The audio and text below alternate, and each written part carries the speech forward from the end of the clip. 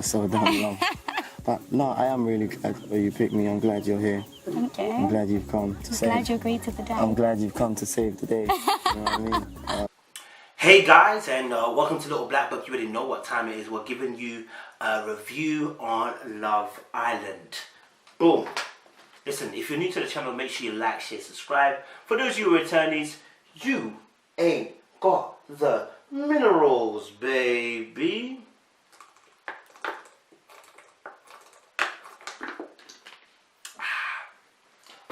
That dilute juice always bangs.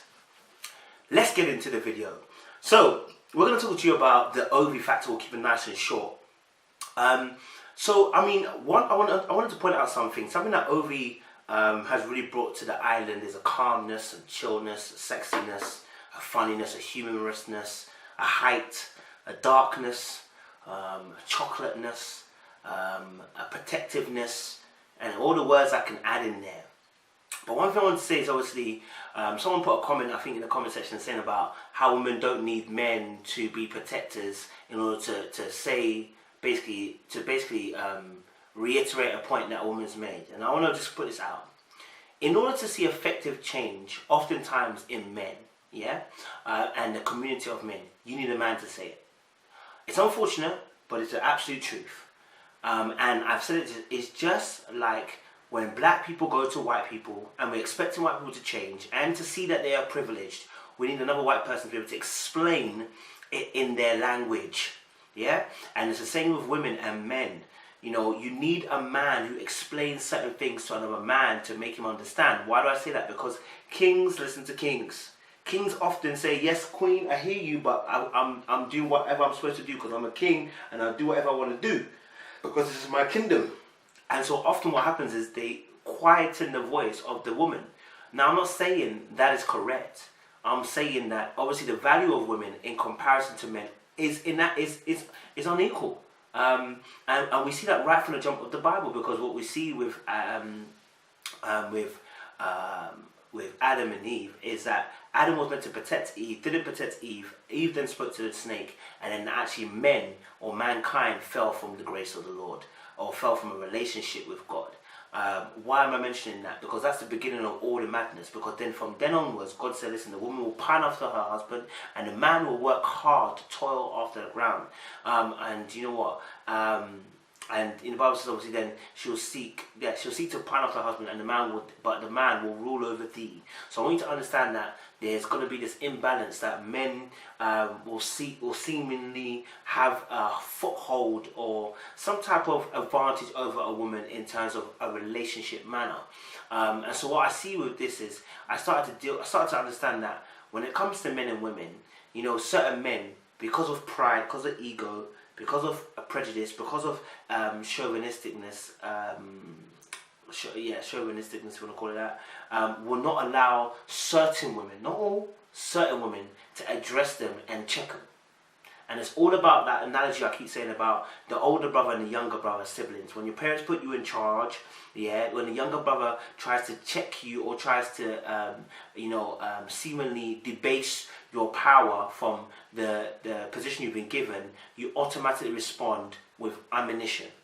And it's the same with man and woman. If the man feels that the woman's coming for his head, and the man feels that the woman's coming for his spot, in the sense of being able to be a man and be a king in his own domain, he will never have it. If he feels threatened by the woman and he feels like she's going to try and question his kingship by questioning his manhood, his masculinity in any shape or form, by addressing an issue in a certain way, he won't listen. But a king will listen to another king. Do you get it? Because if you and you have to be very conscious. When Michael was allowing Ovie to talk to him, he mentioned why he allowed Ovie to talk to him. Same age, same experiences. He gets where it's coming from. Notice that Ovie never ever blamed Michael in any of the scenes. He mainly just actually asked him questions and got Michael to come to his own interpretation of what he should and shouldn't do.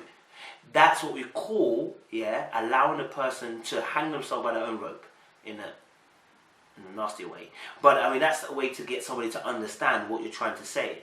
Often what happens is when females try to approach men, instead of trying to get us to see their way, they're trying to force their way onto the man. He's not going to buy it. because the pride and the ego is going to stop that from happening. You need to be able to make that person see what you see.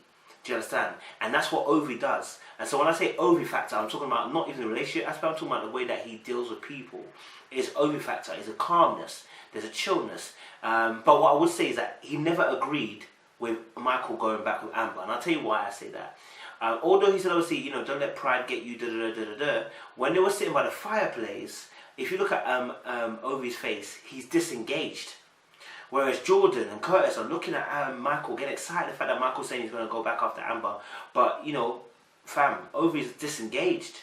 Like, he's not involved. He's like staring wherever he's staring at. He's not involved when he hears it the first time round. Why? Because at the end of the day, he doesn't particularly, I'm not going to say he doesn't like Michael, but doesn't agree with his behaviours.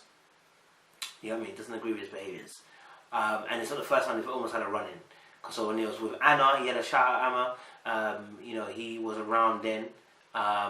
When it came to, obviously, Amber situation too, he was around then. So you can see that, obviously, you know, the guy, you know, he respects Ovie.